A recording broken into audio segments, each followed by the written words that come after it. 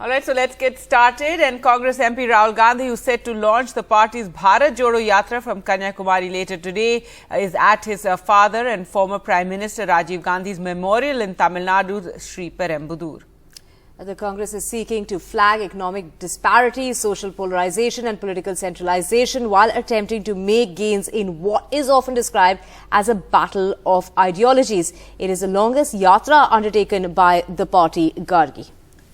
That's right. The march, which will actually begin tomorrow, Divya, while it will be flagged off today, and Rahul Gandhi will be giving a speech in Kanyakumari, but the actual Pad Yatra aspect will begin tomorrow, and it will be covering 12 states, 2 union territories in about 5 months, and formally launching the rally. That process will take place today. It will begin at 7 a.m. on Thursday tomorrow, and when Rahul Gandhi and the other Congress leaders will actually embark on the march. And during the march, they're not going to be staying in 5-star hotels. They'll be walking a certain number of kilometers every day. Gargi, about 20 to 20 kilometers a day, and over the next 5 months or so, Gargi, covering over 3,000 kilometers. Right, let's go across to Sam Daniel now, who joins us. Right, well, we will be going across to Sam, but you can see there Rahul Gandhi accompanied by other Congress leaders, Karnataka's DK Shiv Kumar as well. They're sitting for the prayer meeting. He'll also be meeting with the family members of others who were killed that day in 1991 when his father was assassinated in a bomb blast. So he'll be meeting with family members of the other people. 14 others were killed along with Rajiv Gandhi that day. So he'll be meeting with their family members. And the Rahul Gandhi has said of this yatra that will be taking place, the Bharat Jodo Yatra, which is essentially to bring people together on various issues like price rise and unemployment, and also a march for unity in India. Rahul Gandhi has been speaking about divisions in society of late and how there has been a spread of hatred. And so this yatra to bring India together, and the Congress has asked people to log on to their website, Bharat Jodo Yatra website, and participate when the yatra passes through their area. And they're hoping more and more people will join in. Rahul Gandhi will be meeting with many of the people who, along the way as they cross through the 12 Right, Gargi, states. about 50,000 people have already signed up for this Pad Yatra, which is over 3,500 kilometers long, and it's dubbed as the longest march in the country over the last century. It will be launched at about 5 p.m. with a rally this evening, but that march will officially begin from tomorrow, 7 o'clock in the morning right. on Let's Thursday. go across to Sam Daniel now, who joins us from Sri Perembudur. And Sam, so what is happening there? Is the prayer meeting still on? Rahul Gandhi to meet with the family members of the other people who were killed that day in the blast in 1991. Also, you spoke to DK Shiv Kumar. What did he have to say? The prayer meeting, Gargi, has just got over. Rahul Gandhi has left. He's on his way to the Chennai airport, from where he will fly to Trivandrum on a special flight. And then this evening at 5 o'clock, Tamil Nadu Chief Minister MP Stalin would gift him a national flag marking the launch of the Bharat Jodo Yatra at Kanyakumari. The Pad Yatra itself will only start tomorrow, but today is the official launch. And I spoke to senior Congress leader DK Shivakumar from Karnataka. He says the aim of this yatra is to unite the country, bring in unity amid a climate of hatred. And he says that this will also politically propel Rahul Gandhi as the prime ministerial face of the Congress, of the joint opposition, as he calls it, in the 2024 Lok Sabha elections. And on the question of the opposition remaining fragmented, he says this will bring together only the Gandhis, he says, will be able to unite all the opposition parties. And after this yatra, Shivakumar says the opposition will be united, and they'll be able to put up a joint fight in the 2024 Lok Sabha election. But the challenge, of course, will be to bring in leaders like Mamata Banerjee, KCR from Telangana, YSR from Andhra Pradesh, and at least Mamata Banerjee and KCR have already prime ministerial ambitions, and that's going to be a major challenge. But on record, the Congress says Rahul Gandhi would speak very little all through this 3,000-kilometer-long yatra from Kanyakumari to Kashmir, and he would largely listen to people. They hope that every day large number of people would join the Pad Yatra besides the set team that would walk all along from Kanyakumari to Kashmir with Rahul Gandhi. And they hope this would also give an opportunity for Rahul Gandhi to listen to people, to understand their concerns, understand their expectations and aspirations, and to put together a kind of a larger manifesto of something of that kind with all these inputs he gathers from across the country. And he's not going to sleep in any hotels every night. Special, what they call as containers made into kind of caravans have arrived at Kanyakumari, around 60 of them. And all these members who walk, including Rahul Gandhi, will only sleep in these things. They say this is a larger part of their attempt to connect with the common people and to understand them better. They say the purpose of this yatra itself is not political, but to unite the country, unite people, to understand them better amid a climate of hatred, as they call it, triggered by the BJP, which the BJP says they're denying it, and they say this is yet another desperate attempt by the Congress to make itself relevant in Indian politics. That's what they say. We'll have to wait and see how this pans out, but it was an emotional moment for Rahul Gandhi at the Sri Perambuduru Rajiv Gandhi Memorial here, the exact spot where the late Prime Minister was assassinated in the year 1991. He also briefly met members who had lost their near and dear ones in that assassination, the bomb blast attack. And now he's on his way to the Chennai airport. From there, he would take a special flight to Trivandrum, from where he would drive to Kanyakumari. And already Chief Minister M.K. Stalin is on his way to the airport to take a flight to Tuticorin on his way to Kanyakumari. So the focus would now shift to Kanyakumari, from where the Padayatra will begin from this evening. And they call it as the first of its kind yatra in independent India by any single leader, walking across the country from Kashmir to Kanyakumari, passing through 12 states, 2 union territories for the cause of unity, as the Congress calls it. Will this politically give dividends for the Congress, which suffered 2 consecutive poll defeats in the Lok Sabha elections? That's something we'll have to wait and watch.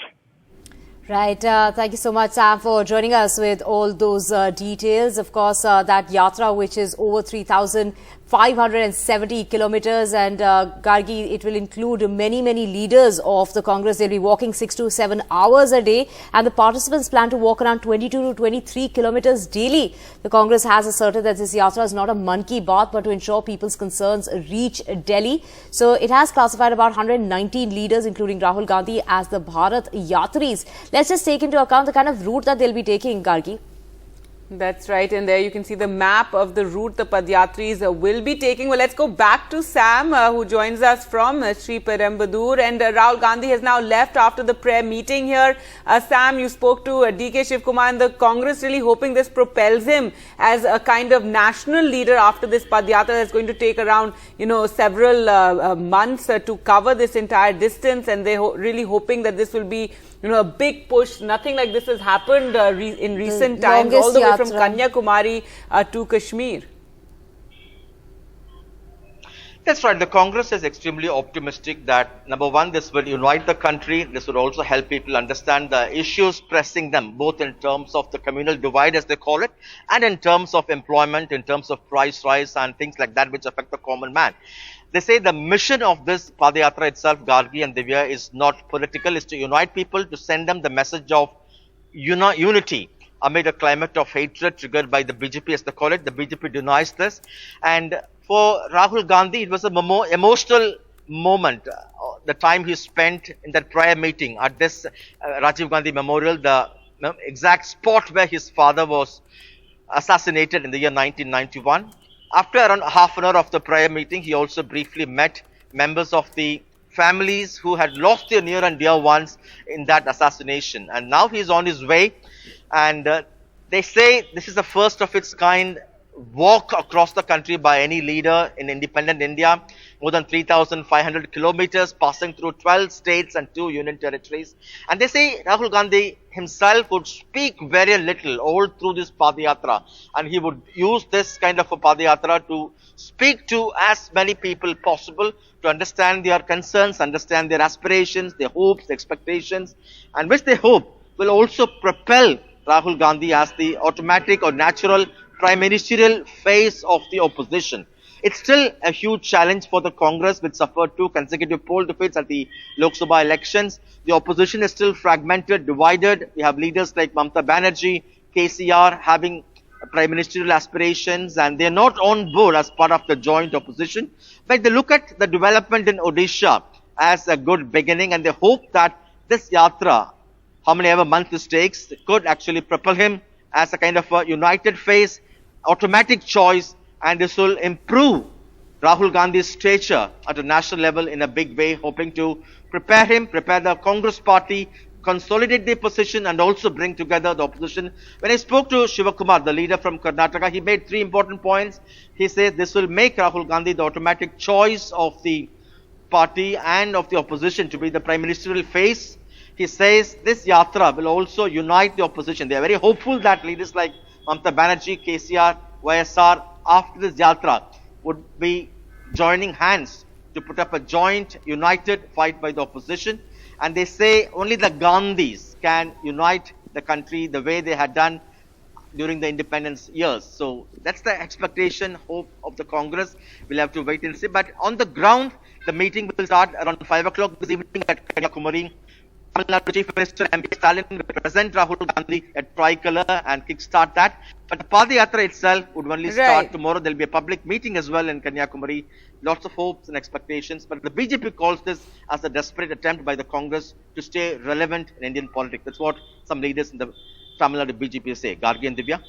All right. Thanks so much, Sam, for joining us from there. So Rahul Gandhi has now left from there and will be in Kanyakumari later today. Right. It'll kickstart at 5 p.m. today, but officially begin at 7 a.m. tomorrow over the next 150 days. Moving on, Aam Aadmi Party Chief Arvind Kejriwal and Punjab Chief Minister Bhagwant Mann are set to launch the Make India #1 campaign from Hisar today, Gargi. That's right. So a lot of political push happening today. Kejriwal and Bhagwant Mann would connect with the youth and answer their questions in a town hall session. A tricolor yatra will be conducted in Haryana's Adampur as well. And it's not just the Congress and the Aam Aadmi Party. In fact, other opposition leaders and ruling BJP are also in mission mode. Absolutely, Gargi. BJP union ministers met yesterday to pay special attention to the seats where the BJP failed to make a mark in the last elections. Nitish Kumar made a big push for the opposition unity which took place in Delhi. That's right. It's being described as an opposition Jodo attempt by Nitish Kumar, and the Telangana Chief Minister KCR also in mission mode, and he promised free power for farmers if he wins in 2024. Yet another attempt to showcase opposition unity ahead of elections. The initiative this time taken by Bihar Chief Minister Nitish Kumar, meeting opposition leaders in New Delhi on his first visit to the capital after switching alliance partners. After meeting Rahul Gandhi, Nitish Kumar met left leaders Arvind Kejriwal, INLD's Chautala. He even met Mulayam Singh Yadav in hospital along with Akhilesh Yadav. हम लोगों की पूरी कोशिश है, आपस में हम लोग सब अब यही बात कर रहे हैं कि हम सब लोग पूरे देश में सब जो है लेफ्ट पार्टी जो स्थानीय पार्टियां हैं डिफरेंट राज्यों में, कांग्रेस, सब अगर एक साथ मिल जाएंगे तो बहुत बड़ी बात होगी. There is an urgent need for all secular democratic forces to unite to today safeguard the Constitution of India. Nitish seems to have repeated yet again that he does not wish to be the PM face, and the effort is to win 2024. Last week, Nitish Kumar said, if opposition parties come together, BJP could be reduced to 50 MPs in 2024. This even as Telangana Chief Minister K. Chandrasekhar Rao has told farmers across the country that they would get free power once people opt for a BJP Mukt Bharat, presenting Telangana as a role model.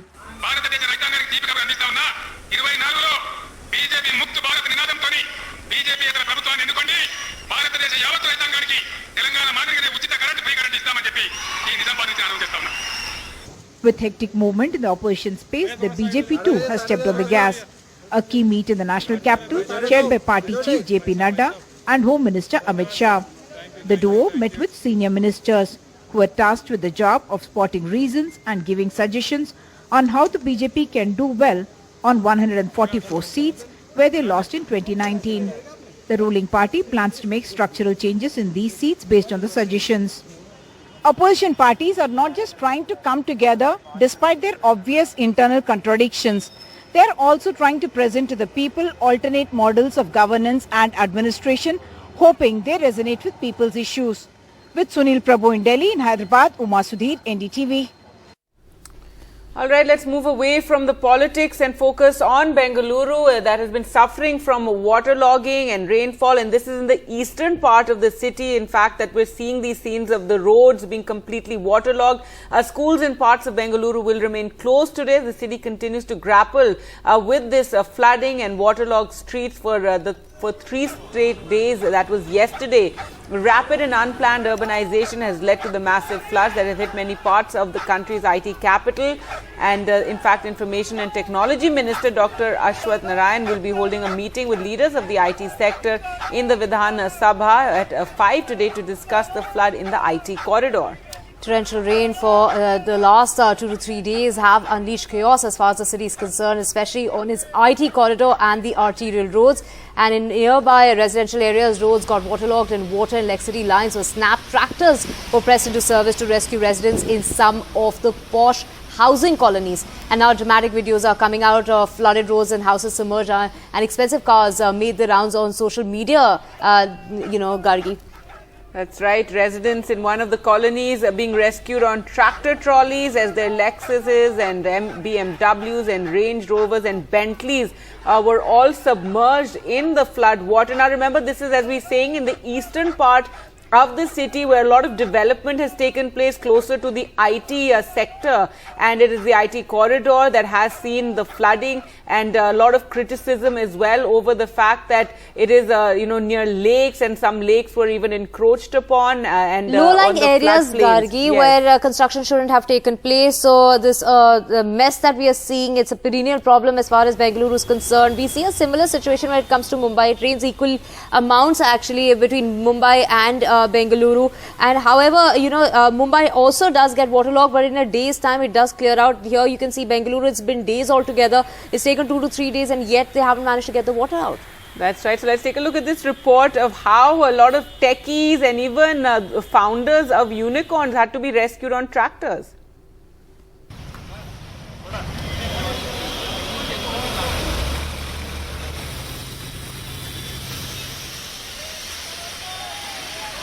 In drowning Silicon City, unprecedented sights. As roads turned to rivers and basements and ground floors of homes and offices got completely submerged. Welcome back. Now, a nasal vaccine against COVID-19 has been developed by Bharat Biotech and has been approved by the drug controller for restricted use among adults in emergency situations, is what the Union Health Minister had to say. Now, this, in fact, has now received an emergency approval. In COVAX is a 2-dose vaccine approved for ages 18 and above in the phase 3 trials that were conducted in 3,100 subjects across 14 sites in India. This can be used as a booster after 2 doses of another COVID vaccine, and the booster trials were conducted as far as 9 trial sites are concerned across the country, but no clarity as far as efficacy is concerned or the cost of this vaccine. The government is yet to announce a rollout plan. And now news coming in from Punjab, where a man is seen picking up cheap ration in a Mercedes. That video has gone completely viral as the ration is available at those particular shops for below poverty line category people who can't afford to buy it from a grocery store. So this man's gesture has angered many. Take a look. In the Hoshiarpur district, this man arrives in a blue Mercedes car to pick up subsidized food items, the ration available for below poverty line category. This happened when there was a long queue of people to receive subsidized ration. The ration depot holder claimed that the man had a BPL card.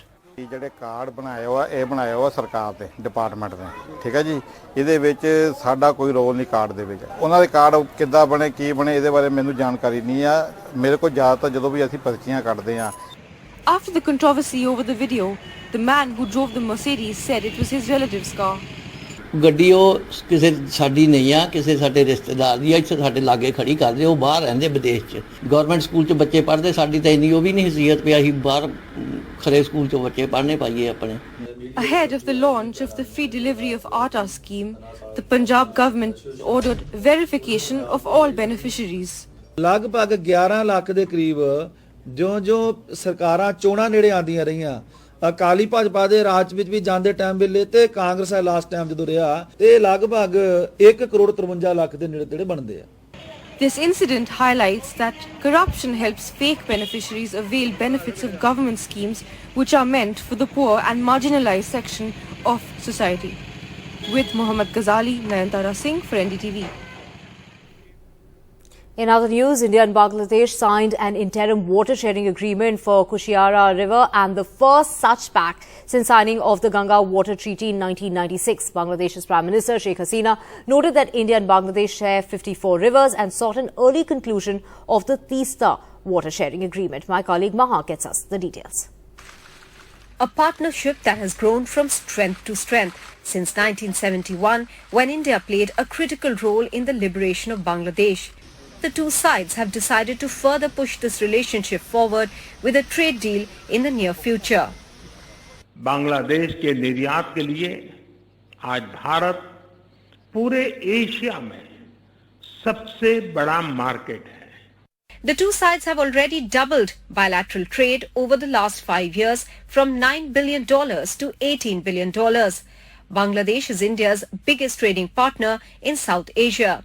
Both leaders agreed to build resilient supply chains between both countries and across the region. The two sides signed 7 agreements in all, but the contentious issue of sharing water of the river Teesta remains unresolved after objections by West Bengal in the past, an issue crucial for downstream Bangladesh. We hope that all outstanding issues, including this water sharing treaty, would be concluded at an early date. The two sides also unveiled the Maitri power plant, the Rupsha bridge between Khulna and Mongla in Bangladesh, the Khulna Darshana rail line project upgradation, the Parbatipur Konya railway line conversion from meter gauge to dual gauge. While both sides discussed trade, connectivity, some of the most important issues between the two sides, another important aspect and a problem for both sides is the safe repatriation of Rohingya refugees. And for that, Bangladesh looks up to India to play a major role. In New Delhi, with camera person Pooja Arya, this is Maha Siddiqui for NDTV. Well, Liz Truss was formally appointed as UK's 56th Prime Minister after meeting with Queen Elizabeth. This is at a castle in Scotland. From Churchill, 15 Prime Ministers have worked with the Queen. And as Liz Truss took office, the first call she made was to Ukraine's President Zelensky, pledging her support. Liz Truss is elected as the leader of the Conservative and Unionist Party. Liz Truss was formally appointed the UK's 56th Prime Minister after this meeting with 96-year-old Queen Elizabeth at Balmoral Castle in Scotland. It's been a hard-fought campaign. I think we have shown the depth and breadth of talent in our Conservative Party.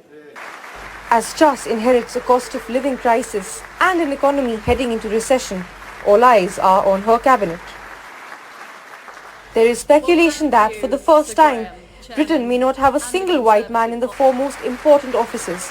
Truss is expected to appoint a cabinet of loyalists, with James Cleverly as Foreign Secretary, Indian origin Suella Braverman as Home Secretary, and Kwasi Kwarteng as UK's first black Chancellor. While Liz Truss did indeed win the majority of the Tory vote, her critics believe that she has little weight to her name, since she has not won her position through the mandate of the national electorate or her fellow MPs. Moreover, it remains to be seen how she tackles Britain's looming economic and energy crisis. Nayantara Singh for NDTV. I'm joined at this hour by BBC commentator Prakash Pakankar and Indian cricket fan Naresh Mansukhani. Prakash, Rohit Sharma said when you are going to the World Cup, you should be ready with all the answers. Right now, would you say there are more questions than answers?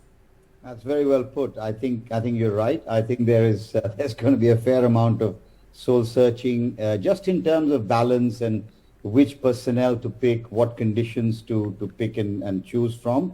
And that came out today rather clearly. I thought that on hindsight, of course, we can all question this, but I think there are some more questions still to be answered. Hopefully the next two T20 series against Australia and South Africa will help the Indian team to find those answers. Naresh, I'm really curious. Now they have Deepak Chahar. They're waiting in the wings in Dubai. Would you say that tonight was the perfect opportunity to get him in, given that Avesh Khan wasn't going to make it to the team, and they could have had a look at how Chahar turns up? I expected that at the end of the game against Pakistan, that probably if the medical team feels he won't be ready, they should have taken a call then to rule him out and get in Chahar and give him these 2 games. But I think it was too late at the last minute for that kind of a replacement. But again, it is how are you using your resources? As Prakash sir mentioned, we had Deepak Hooda. We saw 4 wickets fall for 13 runs by the 2 spinners.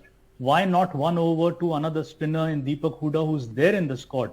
So again, the roles are getting diluted. What is the importance of Hooda in this side?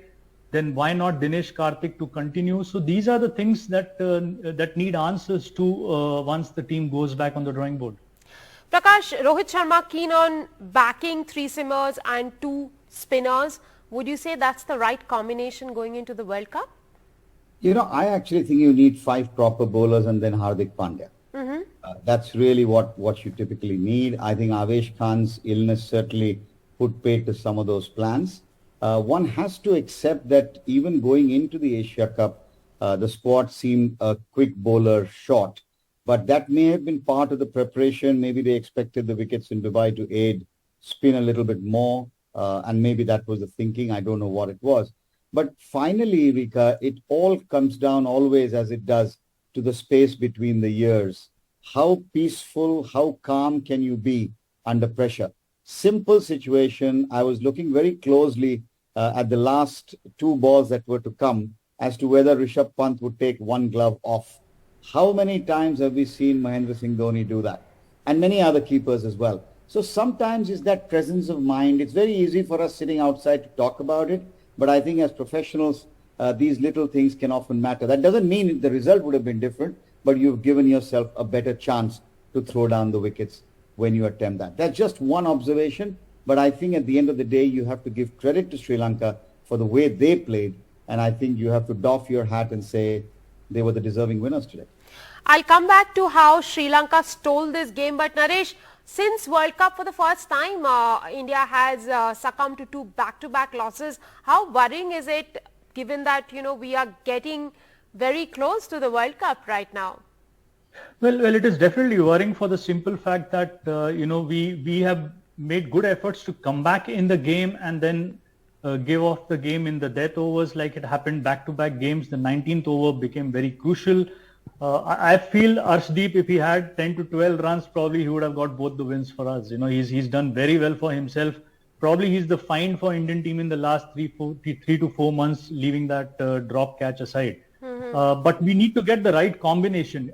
Definitely Bumrah coming back would strengthen that. Deepak Chahar, we have few more options. If fit, Harshal Patel, Shardul Thakur, we'll have to relook at this entire setup because Bhuvaneshwar up to his 3rd over has been good. It's the death which we have. Absolutely, and those 14 runs really cost us the match today. Now talking about hopes, Prakash, how hopeful are you of India reaching the final? Because India's fate now pretty much dependent on beating Afghanistan plus some maths. Yes, there's a lot of math. I think you need the other 3 teams now to want India to play the final. That's the only way it will happen. I won't hold my breath, but stranger things have happened in cricket. So we should never write anything off technically. But India would not, even if they made the final, that's not the way they would want to make it. So I think there will be an opportunity against Afghanistan to try and get a better combination. Afghanistan is not a weak team. They have lost 1 game. They'll want to win both their games. And so, there's a lot of excitement in the air of what will happen over the next few days. But India might end up being spectators, I feel. Naresh, I'm sure you have your calculator out. Tell us, if Pakistan beats Afghanistan tomorrow, which is on Wednesday, can India still make the final? Honestly, don't want to go back a year to the World Cup where we did the same thing when we lost to Pakistan and New Zealand. And as Prakash mentioned, it's And not the way to enter 10 months the final. apart with a similar, Similar in a situation to similar be in. phase, isn't it? Yes. And that's what, it's not the right way to get into a final of a big event. But yeah, anything can happen. We need to beat, and again, the net run rate would play in. Even if we win only one game against Afghanistan, it will be a huge margin that we will need to win with, and expect Pakistan to lose against Afghanistan, because if Sri Lanka has won both, it is better they go on to win the third one also. So but yeah, these are ifs and buts, but honestly, India needs to relook at what needs to be done better coming the World Cup. They need to leave this behind and move ahead with the World Cup preparation. Prakash, you spoke about Sri Lanka's performance tonight. Would you say that the difference really was the way their batters came out and attacked India as against, our openers? Of course, Rohit Sharma played a brilliant knock, but KL Rahul once again quite disappointing. Yeah, very unfortunate that KL Rahul, after getting runs in the last game, couldn't get going. But these things will happen. You will have the odd collapse. I thought India came back twice very well in the game, both batting with Rohit and Surya Kumar's partnership particularly, and then with the ball in the middle overs with Chahal and with Ashwin. But I think the point that was made earlier by our friend here on the show, that Huda in 2 games has been played, hasn't bowled. So that means you're probably using him as the finisher at number 7, which means you are now vacillating probably between Dinesh Karthik and Huda. If that is the case, you're going to have to make up your mind fairly quickly. Till about 2 days or 4 days ago, Dinesh Karthik was the designated finisher. That's one issue. The other one that I think India will have to think about very carefully is how fit and how quickly is Bumrah going to be back? What's going to happen with Harshal? Prasidh Krishna has just been ruled out with a side strain in the other games that he's playing domestically. So I think the injuries to the quicks is going to be a challenge. But remember, Rika, Australian conditions are going to be totally different from what is being played in the Middle East right now, or for that matter in India. So I think the Indian team management will be looking at all of those factors. Jadeja is going to be a huge miss, because it will take a miracle for him, I think, to be fit for the World Cup. And I think Akshar, maybe not, I don't know. But I wouldn't want to be part of the team management right now trying to figure out what is the right combination. Some tough choices coming up.